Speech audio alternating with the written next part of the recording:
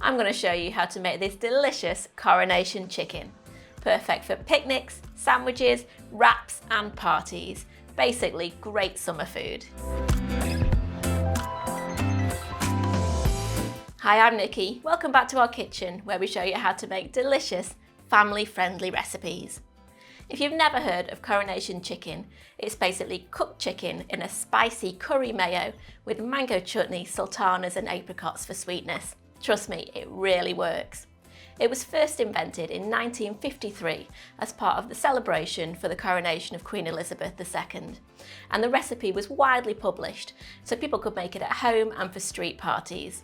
This is my take on that classic Coronation Chicken. So let's get cooking. We're going to start by making the sauce. In a bowl, we're going to add 7 tablespoons or a little over 100 ml of mayonnaise, along with 3 tablespoons of Greek yogurt. Now for the spiciness, I'm adding in 1.5 teaspoons of madras curry powder. If that's a little bit too spicy for you, you can just replace it with mild curry powder instead. Add in the curry powder along with 1/8 teaspoon each of cinnamon, salt and white pepper.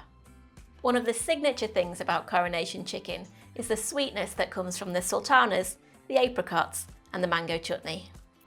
Add in 3 tablespoons of mango chutney, 2 tablespoons of sultanas and 3 dried apricots that have been finely chopped.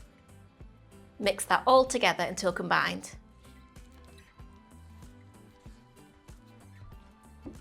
Now for the chicken, we're going to add in 500 grams, which is about a pound of cooked chicken that's been shredded or chopped into small pieces. You can use leftover chicken from your roast dinner, you can use rotisserie chicken, or you can even poach some in some stock or water.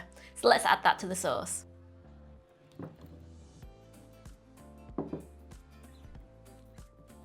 Mix it all together until the chicken's coated in that delicious sauce.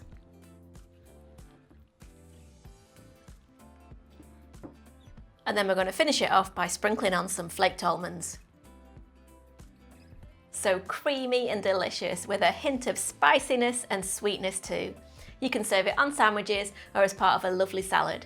If it's good enough for the Queen, it's good enough for me. And if you like this recipe, you're going to love the playlist I queued up of some of my favourite picnic foods here. See you next time.